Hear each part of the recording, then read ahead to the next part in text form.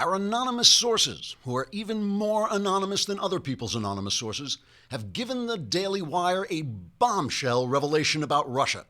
You can tell it's a bombshell because it has the word bombshell written in front of it in all capital letters. For those of you who aren't professional journalists like myself, a bombshell is a technical journalism term meaning an unfounded rumor that would have no impact on your life even if it were true, which it probably isn't. Where was I? Oh yeah, a bombshell about Russia from incredibly anonymous sources in a story that could be ripped from the pages of the television show The Americans if television shows had pages and we ripped them. It now seems clear that Vladimir Putin and the Russians had an agent planted at the very highest levels of American government. This agent, or mole as they're called in technical tradecraft lingo from John le Carré novels, is referred to in secret documents only by his Russian name, of Baraknikov-Obamsky, thus making it virtually impossible to hunt down this malicious sleeper agent who so enabled Putin while undermining U.S. defenses. According to these top secret documents, which we know are real because our anonymous sources read them to us over the phone, the mole Obamsky was able to manipulate American policy in the following ways. He conspired with Putin puppet Dmitry Medvedev to weaken American defenses in Europe while simultaneously defunding our military. He twisted American foreign policy to ensure the Iranians would get the nuclear program Russia has been trying to give them for over 20 years. He convinced Western leaders to do virtually nothing while a weakened Russia grew stronger by gaining influence in the Middle East, annexing Crimea, and invading the Ukraine. And he had intelligence services illegally spy on Americans, then spread and leak classified information in an attempt to undermine the legal results of an American presidential election. Working with a fellow Russian sleeper agent referred to only as Ivan Kerinitsky, the nefarious plant Obamsky established various back channels with the Russians in which the mysterious Kerinitsky floated secret offers to suspend American sanctions. According to our insanely anonymous sources, the infiltration of our government by these Russian spies was so complete that they were able to dispatch a Mata Hari-like female agent, referred to in the documents only as Hillary Clintonaya, to legitimize Putin's destruction of Russian freedoms by offering the Russians a gigantic red reset button right under the noses of the unsuspecting American people. Whether we can manage to track down this Russian sleeper cell, which did so much damage to American foreign policy while empowering Russia's tyrannical leadership, will depend on whether America's free press can use its investigative tools to expose the nefarious evildoers. In other words, they're all going to get away scot-free while we listen to one hysterical anti-Trump story after another. Trigger warning, I'm Andrew Klavan, and this is The Andrew Klavan Show. I feel hunky-dunky, life is tickety-boo.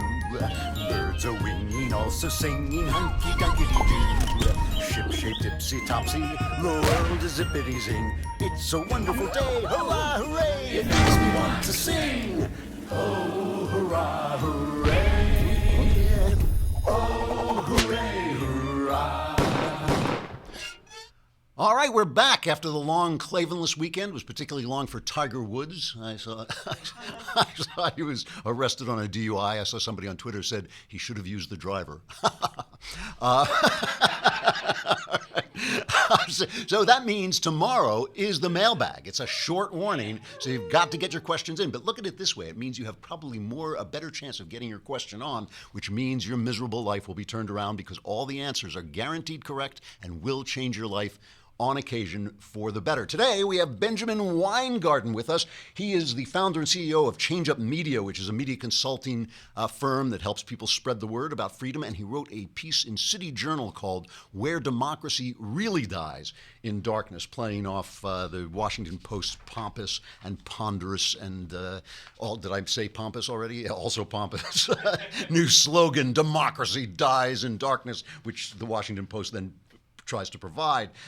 So a lot of you, one of the things about the mailbag is we ask serious questions like, why are we here? And I know the reason why I'm here is because I'm not at the post office waiting online. And this is the way I run. My entire life is organized around not being online. And this is just something I've always hated. And, people keep writing in. I say online and Californians say inline. Is that different? Yeah, see, for me, inline is skates. And if you're skating online, then you're inline online. But this is why why you need Stamps.com, because as good a job as the post office does, you got to go there when it's open, you got to stand online, you got to ask questions, and wait for the other guy to ask questions. You do not have to do that with Stamps.com. It stuffs the entire post office into your computer, which is painful for your computer, but incredibly reliable and convenient for you. So Stamps.com brings all the services of the U.S. Postal Service right to your fingertips. You can buy and print official U.S. postage for any letter, any package, any class of mail using your own computer and printer, which is kind of magical, actually. You put the envelope in, and it comes out with a stamp printed on it. They make it easy, and they'll even send you a digital scale so you can calculate how much postage you need. You don't need to go to the post office for that either. Stamps.com will even help you decide what's the best class of mail to send each thing so you don't overspend. It really does take away that whole thing about finding the time to get to the post office, waiting online. And right now, you too can enjoy the Stamps.com service with a special offer that includes a 4-week trial plus postage and a digital scale without long-term commitments. So go to Stamps.com, you click on the microphone at the top of the homepage and type in Klavan. If you can't spell it, join the crowd. It's Klavan. Go to Stamps.com, hit the microphone, and enter Klavan, Klavan, Stamps.com. You never have to go to the post office again. So I woke up this morning after 3 days of, I was paying attention. I was keeping up with the news, but I woke up this morning, there's no news anymore. It's just like, they talk about fake news. It's like, it's all ridiculous. They're doing this Jared Kushner thing. This is the headline in the New York Times today, the top story in the New York Times. First, let me pause before I go on to this and say, yesterday was Memorial Day, when we honor our troops, especially those who have fallen fighting for our freedom. Normally, on every newspaper in the country, there is a picture from Memorial Day. Did you guys get the picture I sent you of the president? Yeah. Put up this picture of the president. And if you're not watching, here's the president hugging a little boy who lost his father, a Marine. It chokes you up just to see it. The kid is dressed up in his little boy's Marine costume to honor his father. And there's the president of the United States giving him a hug. Nobody ran this picture. If that were Barack Obama, it would have been broadcast like the head of Trump in Saudi Arabia. It would have been like everywhere. And shame on them. I mean, shame on them for they're just so angry that they lost this election. They're so angry that their story did not work out the way it's supposed to work out, that they're just going to tell this little kid, basically, he doesn't matter, your father doesn't matter. Screw you guys. If it's Donald Trump, it ain't there. Let's listen for a minute to Trump's speech at Arlington. To every Gold Star family, God is with you, and your loved ones are with him. They died in war so that we could live in peace. I believe that God has a special place in heaven for those who lay down their lives so that others may live free from fear and this horrible oppression. Now, let us pledge to make the most of that freedom that they so gallantly and brilliantly fought for, and they died to protect. So they can't play this. They can't show the picture. Just a little illustration to remind us it was Memorial Day, what it means. They didn't cover it. Vox.com was attacking the Marines, and shame on them. I mean, this is insane. We do what we do because they do what they do, and some of them lose their lives doing it. And it doesn't cost you anything. Dylan Byers from CNN, kind of stumbled onto the truth. I mean, you can tell by the way he's talking about it. He was talking about the Montana congressman who body slammed a reporter from The Guardian. And this is, these things, only violence and unfriendliness in America only become issues when they happen to the left. It only becomes an issue when incivility. Suddenly it's incivility. I mean, I always say this, that incivility, they called men pigs, they called cops pigs, they called us racist, they called us everything. And then Rush Limbaugh came along and started coming up with names for them, like feminazis. And suddenly Bill Clinton was, where's the civility? Where is the civility? Well, suddenly it's where, did Don Lemon, who wouldn't even let a guy say that Donald Trump had nothing to do with this, which he didn't, did he ever blame Barack Obama for the Black Black Lives Matter murders of police officers? Did he ever blame Black Lives Matter for the rhetoric that caused that? Or college students who've been listening? College students have been listening to conservative professors say that, speech is violence, and now they feel fine about rioting when a conservative comes to speak. But here is Dylan Byers of CNN talking. He's talking about this incident in Montana, and they're trying to blame it on Trump. But he stumbles on the truth that they only tell one side of the story.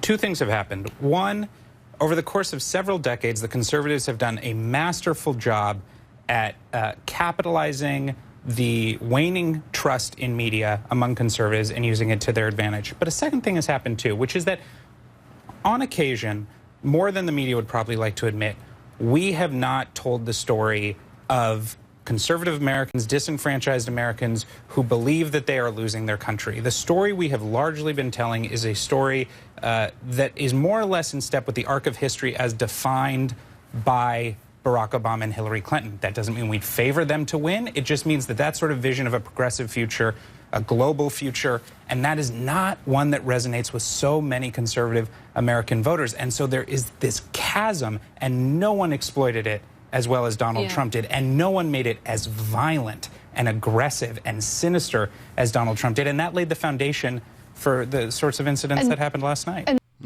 It was violent and aggressive. It doesn't occur to him that everything they've done, all the violence of the left, that just goes by the board. One guy loses it in Montana, and I don't support that. I think it's wrong to do. But one guy loses it. Suddenly, this is an issue in American life because he's still stuck in that narrative. And when he says we don't support them, he's just lying. Or self-deceiving or something.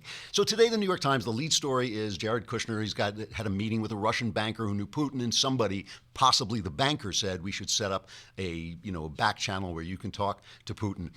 Let Kim Strassel, she did this so well, let her put this in context, how nothing a story this is, and it's just the long knives are now out for Jared Kushner.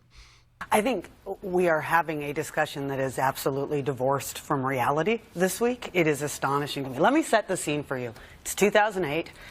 We were having an election, and candidate, he's not even president-elect, sends William Miller over to Iran to establish a back channel and let the Iranians know that should he win the election, they will have friendlier terms.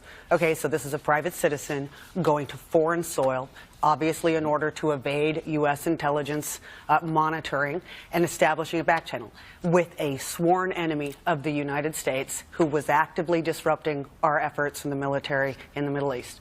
So is that bad judgment? Is that a bad thing that happened?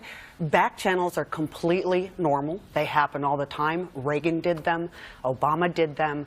Everyone did. So I'm not quite sure why supposedly having, at least the president's now elected, setting up a back channel with the Russians is somehow out of bounds. And here's the difference, okay? Because this is the whole thing is now the left has managed to make Russia into a scare word, just like McCarthy goes, Russia, it's Russia, it's Russia. There's a lot. Vladimir Putin is a gangster, and the Russian government is a gangsterocracy. There's no question about that. But unlike Iran, we actually have common goals with Russia. We have a lot of nuclear weapons, and we don't want to see nuclear weapons proliferate. So that's a big one. Muslims, they have the huge problems with Muslim terrorism from Chechnya.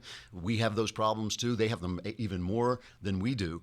China, of course, is a mutual interest. China is expanding. How are we going to deal with that? These are things that we have to talk to the Russians about, even though it's Vladimir Putin. And it's the reason why Putin, because Americans tend to be a little bit wide-eyed and innocent still when it comes to foreign policy, it's the reason why Putin was allowed to consolidate his tyranny in Russia after that little brief glimmer of freedom that came after the fall of the Berlin Wall. For a moment, you had Boris Yeltsin, you had some free press,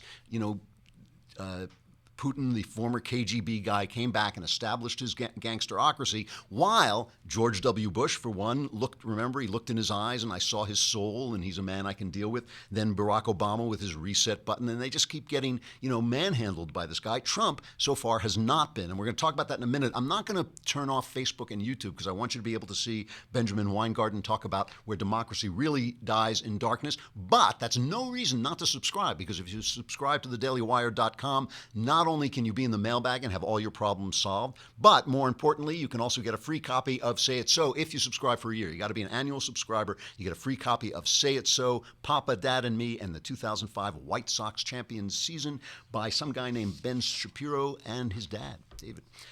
So there was a wonderful, wonderful interview with Defense Secretary James Mad Dog Mattis. This, what's his name? Dickerson, is that the old Democrat hack?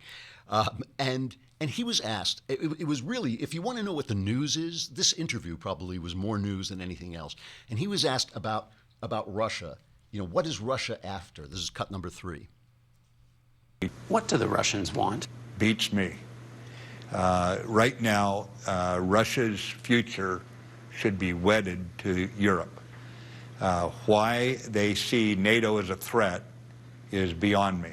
Clearly, NATO is not a threat, but right now, Russia is choosing to be a strategic competitor for any number of reasons, but the bottom line is NATO is not a threat, and they know it.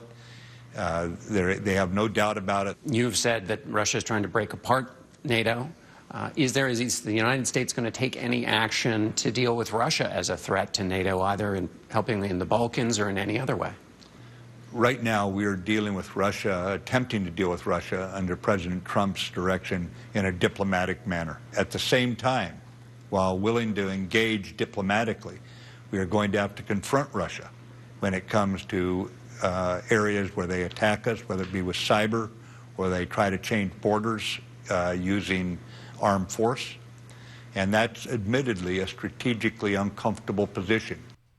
Okay, so what he's talking about is, again, if Russia were run by a sane, decent, normal kind of Western leader type, we'd have plenty of mutual interests. But because Putin knows in order to keep his tyrannical power in force, he's got to demonize America. This is this is internal politics. This is internal Russian politics. He's got to demonize America. He's got to demonize gay people. That's a big thing because there's this big kind of what would you call it, a millenarian apocalyptic Christianity in Russia. So, you know, the gays have to be demonized, and he's doing that. He has to have expansionist goals, just like, you know, Hitler, because once you start to, you know, once you're oppressing your own people, they're like, what are we getting? Well, we're becoming a world power again, so we're going to take over Crimea, we're going to go into the Ukraine. These are all challenges that Trump is going to have to face. And so far, what has he done? You know, Trump has been pretty strong. He is, you know, he wants to negotiate. That's the right thing to do. But, you know, Putin is not loving Trump. He's not colluding with Trump. Obama stood there with his thumb in his nose, you know, doing absolutely nothing while this went on. And by the way, also trying to establish back channels because John Kerry was good friends with Sergei Lavrov, the foreign minister, who everybody was so shocked that Trump was talking. That's what all this Russian stuff in the news is not news. And you keep hearing it, just like I said, when they appointed the special counsel, Robert Mueller, you know, suddenly we're going to hear the burgeoning Russian scandal, there is no burgeoning scandal. Not yet. Not yet. Stuff may come up that I don't know about, that we haven't seen yet. But so far, this is absolute nonsense. And they may find a guy here or a guy there who talked to Trump. But where's the crime? There is no crime. If it was not a crime for Obama to open a back channel with Iran before he was even elected, it's certainly no crime for the people in the Trump administration to be talking to the Russians and talking about the election and talking about all kinds of things. So I just want to play Mathis on two more things, and then we'll get to Ben Weingarten. First, he's talking about the change strategy, Trump's change strategy on ISIS. And it's really an interesting change. Listen to this. Our strategy right now is to accelerate the campaign against ISIS. It is a threat to all civilized nations. And the bottom line is we are going to move in an accelerated and reinforced manner, throw them on their back foot. We have already shifted from attrition tactics where we shove them from one position to another in Iraq and Syria to annihilation tactics where we surround them. Our intention is that the foreign fighters do not survive the fight to return home to North Africa, to Europe, to America, to Asia, to Africa. We're not going to allow them to do so. We're going to stop them there and take apart the caliphate. So he's talking about keeping Trump's promise to wipe these guys off the face of the earth. He talked about humiliating them. He talked about making sure that people understand that these are not religious people, that this is not going to be the face of Islam in the future, that this is their caliphate was a dream, it was a mistake, it was an illusion. He's talking victory. He's talking about victory. And Dickerson goes on to say, well, what about civilians dying? Are we going to get used to that? And Mathis's response is, we're the good guys. We're not the perfect guys. And sometimes civilians die, but a lot of times the civilians die because the bad guys put them in the way of our guns. But of course, the line of the year, it was certainly the big line of the year was this one. Dickerson asked him what keeps him up at night. What keeps you awake at night? Nothing. I keep other people awake at night. That's, all right, mad dog. But the interesting thing to me about this is he gave a different answer to Dexter Filkins at the New Yorker. Dexter Filkins is a terrific reporter, wrote a great book about his embed in the Iraq War. He was in some of the worst moments of the Iraq War. And the book was called The Forever War, which turned out not to be, but he was wrong about it, but he's a terrific writer, and he was interviewing Mattis in the New Yorker. And this is just a quick excerpt of that. He says, when I asked what worried him most in his new position of defense secretary, I expected him to say ISIS or Russia or the defense budget. Instead, he said, the lack of political unity in America, the lack of a fundamental friendliness. It seems like an awful lot of people in America and around the world feel spiritually and personally alienated, whether it be from organized religion or from local community school districts or from their governments. I come out of the tight-knit Marine Corps, but I've lived on college campuses for 3.5 years, he went on. Go back to Ben Frank, he talks about this for a while, and then he says, I think that when you look at veterans coming out of the wars, they're more and more just slapped in the face by this isolation, and they're used to something better. They think it's PTSD, which it can be, but it's really about alienation. If you lose any sense of being part of something bigger, then why should you care about your fellow man? What he's saying, we talked about this last week too, about the sense of meaning that you have in war, the sense of camaraderie, the sense of being a part of something that's important with other people. And that, he says, is disappearing from America. And listen, I'm willing to say that maybe there's some voices on the right that are involved in this alienation. I know there's some angry voices on the right. But the left has basically, because the left's programs have failed everywhere, because socialism fails everywhere, because all their equality makes life worse, because all their programs make people dependent, because all their cities are where the worst problems for black Americans are in Democrat cities.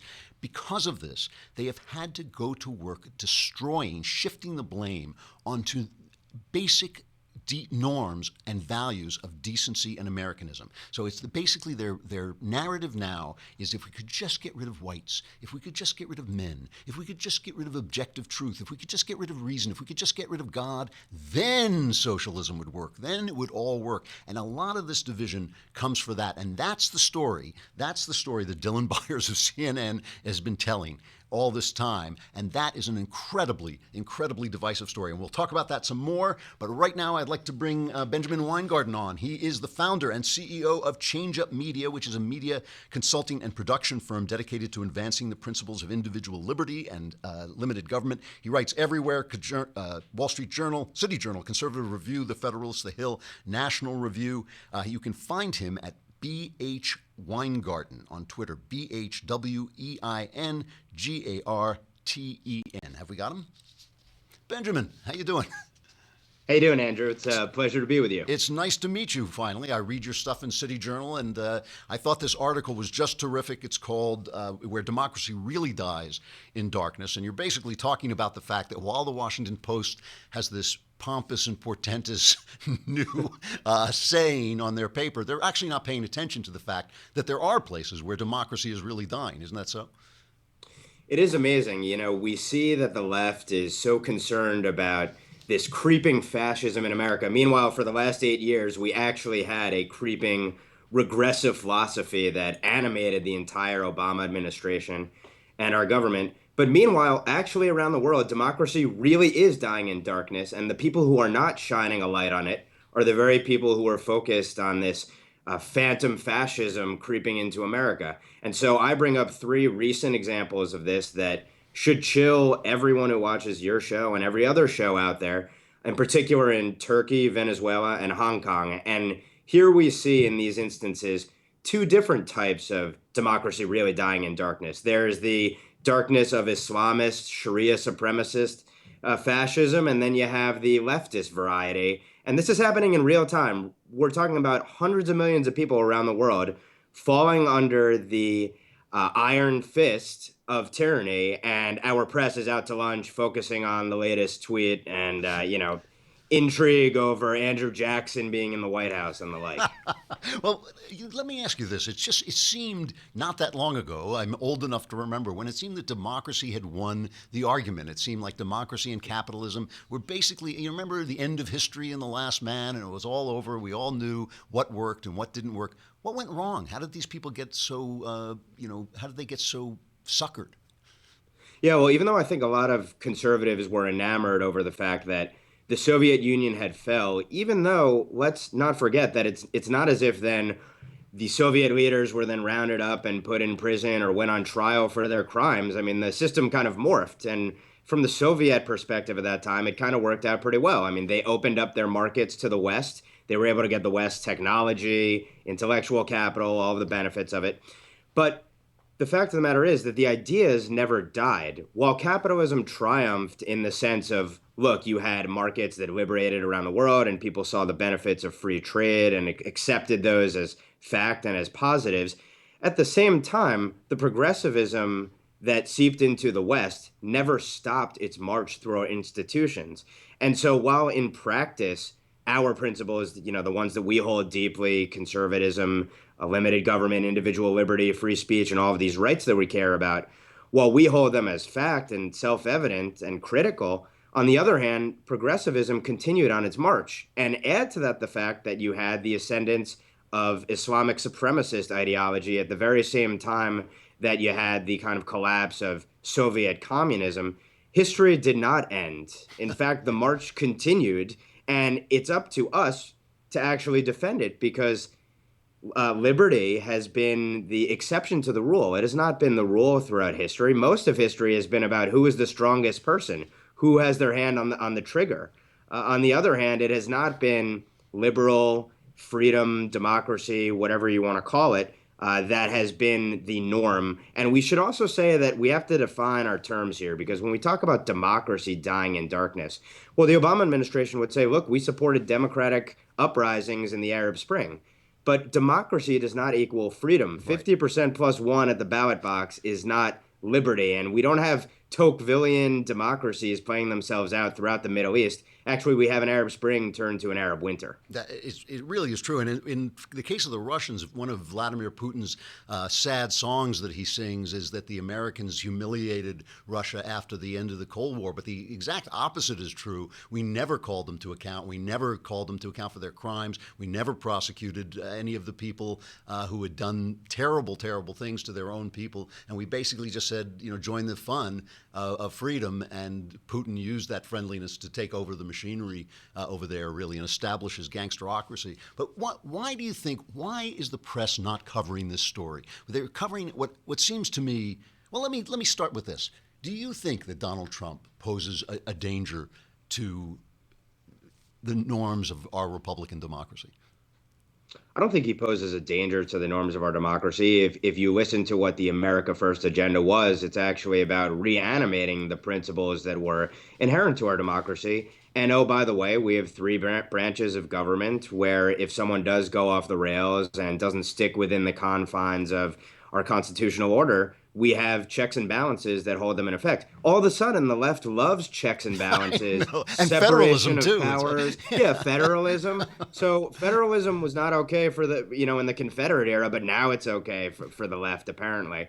And of course, they like to tarnish the notion of federalism, where states are laboratories of experiment, by saying that federalism is actually about preserving, again, the Confederacy, but actually, when the federal government does things the left doesn't like, all of a sudden they think that states should have the freedom to innovate and actually represent their populations, because guess what? We really have 50 countries within one big country, in effect. I mean, our states are different in terms of their character, the resources, the people, the history, etc. In any event, though, No, I do not believe he poses a threat. And again, we have an amazing system that was put forth by the founders to keep in check anyone that would threaten that order. I think the greater problem is when you have three branches of government that are out to lunch, Right. or that get together and collude to ensure that those checks and balances and that separation of powers does not exist. And I would argue that we had that under the Obama presidency. And under this president, you see the courts completely overstepping their bounds, I would Yeah, argue, they're setting with foreign respect policy to the now. executive orders, Yeah. yeah, and foreign policy and the like. So why do you why is the press not covering? I mean, we have this is in our own hemisphere. We have a country going up in flames. The pictures, are just insane, and we have this kind of this idea that somehow the problems in the Muslim world are our fault. What is it the press is not thinking? Why won't they cover these stories? Well, the Occam's razor answer, and I think that's always the first place that you should look here, is the fact that it's not a story that casts the left in a positive light. Think about it. When it comes to Venezuela, Venezuela is Bernie Sanders' democratic socialism on steroids. Yep, no kidding. And what has been the results of that? Well, you had a thriving economic superpower endowed with tremendous natural resources, including oil, in our hemisphere. And under first Hugo Chavez and now under Maduro's regime, you've seen the collapse within 15 to 20 years of a great liberal Western democratic nation. What has been the result of socialist policies where you've seen recently nationalized factories controlled by U.S. companies? Well, you've seen rampant hyperinflation. You've seen the essentially minimal food stock for the public beyond the military. You've seen actually in a nation where guns were outlawed, now the regime is actually arming its citizens to point the guns at their fellow citizens on behalf of the regime. I mean, you can't make this stuff up. Yeah. But this is what happens when you take socialism to its logical conclusion. And ultimately, socialism or progressivism should be rebranded. If conservatives had any idea about marketing and they could learn something from the president on this, progressivism is regressive. Progressivism is not, let's move forward to the 21st, 22nd, 23rd utopic centuries. It's actually, let's go back to the time of kings, Right. where a king can essentially decree that all of your freedom is gone the next day. Right. If we actually got to a place like that, I'd have a lot more confidence in the direction of the country. Unfortunately, because we don't see what's happening in a place like Venezuela, because it's not in the press's interest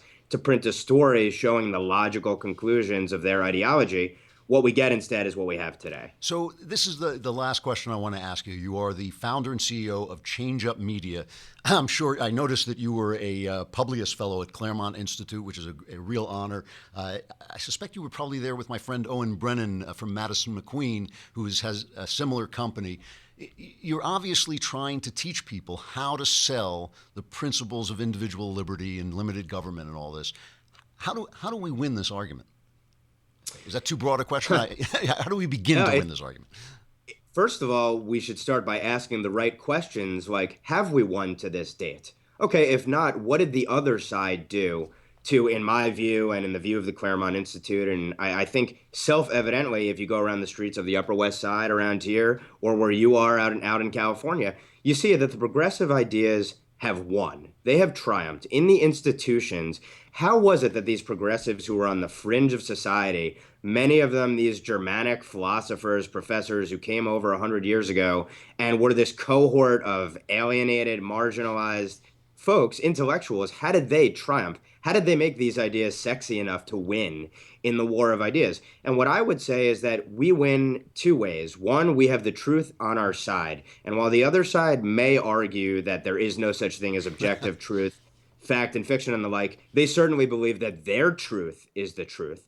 So we can point out their hypocrisies. I don't know that pointing out hypocrisies, though, wins. I think ultimately what has to win is the idea of freedom and liberty. That is something that everyone values in their everyday life, whether they recognize it or not. And I would say they oftentimes do not recognize the fact that something like an Uber or Airbnb or Google or any company that we like, that we use on a daily basis, only springs up when you have the conditions for freedom. And those conditions are deeply rooted in our country and have been over the last over 200 plus years. And that didn't just arise out of nowhere. That came out of hundreds of years of experimentation often leading to poverty and misery that you see in places like Venezuela, and soon I fear Turkey, and unfortunately Hong Kong, as I point out. Hong Kong will be a great example of a place that was liberal, free, and Western, and now it turns to tyranny. It's tragic. You're absolutely right. And it's funny that the left, hagiographizes guys like Steve Jobs, who are absolute products of capitalism and benefactors of, benefited themselves from capitalism, but they don't get the greater point. Benjamin Weingarten, thank you very much. The founder and CEO of Change Up Media, your article in City Journal was excellent, Where Democracy Really Dies in Darkness. You can be found on Twitter at BH Weingarten. Anywhere else you'd like people to look for you? Or anything else I should plug? Also, benweingarten.com. You can find my website there and a newsletter and keep up to date with all my latest writings. And thank you so much for having me, Andrew. I really appreciated it. It's a pleasure. We'll talk again. Thanks very much.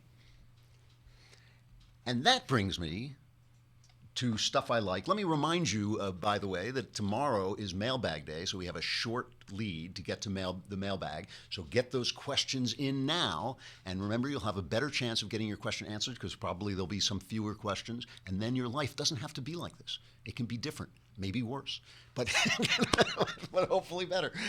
The reason we talk about the arts and the culture a lot, and one of the problems with talking about the culture in a political atmosphere is people start to think that what the culture is about propaganda. And propaganda in the arts is always boring. It's always, counterproductive. It's really bad storytelling, bad art. But then why do the arts help us? Why do the arts important to conservatives? And the reason has to do with what the arts do. It has to do with human nature. The arts are the way, it's just in the same way that numbers are the way we preserve the scientific information, right? If we couldn't write down numbers, imagine if you couldn't write down numbers, we'd be gorillas, right? We'd be passing on information to our kids and they would remember what they remember. It's because we can write stuff down that we can grow. We can build on the stuff that people found. We don't have to reinvent Newton's theories. In each generation, he wrote them down. And the arts write down something important, whether it's painting or music or literature. They write down the internal experience of being a human being. And they translate that. There's nothing on earth that can put that into words directly. You cannot put into words directly. If you'll notice, even an athlete, who are sometimes not the most articulate people in the world, you'll say, how did it feel to score that touchdown or hit that home run? And they'll say, oh man, it was like Christmas morning. It was like Christmas. They immediately go to a metaphor, which is the beginning of the arts. It's a way of saying how something felt by comparing it to something else. What was that like? Well, it was like, it was like a ghost came back and asked me to avenge my father, and I couldn't make up my mind what the right thing to do was. That's what Hamlet translates it. And it translates it in terms of the emotion, the internal experience of a great artist to you, the person receiving the arts. Why does that matter for freedom? Because human nature is the basis on which you construct freedom. The reason, if you look at old fascist governments that collapse, it is easier for a fascist government to become a free government, like, say, in Spain, than it is for a communist government, like in the Soviet Union, to become a free government. And the reason is that socialism perverts human nature and fascism doesn't. Fascism is very natural to people. They got a strong man, you follow. It's like you go back to the strong man, he leads, he's all he wants is power. Everybody understands that, but it doesn't say to you what socialism says to you, which is that you are not a worthy recipient of freedom. That is what the socialists are selling all the time. You're a white male, you're the dominant person. You are not allowed to be free. You should not be free. You owe reparations. You should feel guilty. All this stuff. If you learn about human nature, which you can really only do, obviously you do it by living, but you can do it so much better with the arts. They expand your life. You begin to see the limits of human nature and where it does have to be restrained, because it has to be restrained. You can't let people be absolutely free. They'll just start killing each other, and ultimately the strong man will emerge. That's why fascism is so natural. So you got to put limits on freedom. But what are the limits? So there are two ways of thinking about human nature. One is that human nature doesn't exist. It's whatever. That's the Marxist way. Marx said this. He said they're just a bunch of relationships, and this is what they sell you in your leftist, college courses. That raises a question. It raises the question: if human nature can be molded into anything you want. Who's doing the molding? Whose ideas molded, right? But if human nature is set within limits, then the question is, who serves it? What serves it? What serves human nature? If human nature wants this, this, and this, how do I best serve human nature so the most people are served, like McDonald's, the most people are served, and that human nature is allowed to thrive? And that's what the arts are teaching you. They're teaching you about who you are, who people are, what we have to limit and what we don't have to limit. How free can we get? How free can we make human beings? And how limited government, because that's the other side. So stuff I like this week, it's a short week. I'm just going to do a couple of narrative poems, because I really like narrative poems and nobody reads them anymore. And so I just thought I would just recommend a couple because they're usually pretty short, and this is one of the most readable, Sir Gawain and the Green Knight. Has anybody ever read Sir Gawain and the Green Knight? Yeah. You have? Who did? Who said yes? Hey, there you go. All right. Hey. So it's a 14th century poem. You can get it translated by Tolkien. He translated it. The guy who wrote The Lord of the Rings translated it. It's an Arthurian legend. It's Camelot. It's New Year's Day, which is part of the Christmas celebration. King Arthur's court is there. And a giant comes in and makes a deal. And the bet that he makes is any knight who is brave enough can take my axe or take a sword and hit me in the neck with it as hard as you can. And in a year and a day, if you don't kill me, I get to do the same thing to you. And that's the bet they make. And Sir Gawain, who is related to King Arthur, I think it's his nephew maybe, Sir Gawain takes the bet, and it's what happens after that. And it is, as they say online, what happens after that will astonish you. So it's clickbait. Anyway, it's great stuff. It is wonderfully readable. Find a good translation. You don't have to read it in verse. As I said, Tolkien did a good translation. I liked his translation, but there are so many others. And these days you can get it on Kindle or on your iBook for like $1. So really worth it. Sir Gawain and the Green Knight. Tomorrow is Mailbag Day. Start those letters coming in. We will answer as many as we can. Answers guaranteed 100% correct and will change your life, possibly for the better. I'm Andrew Klavan. This is The Andrew Klavan Show. We'll see you tomorrow.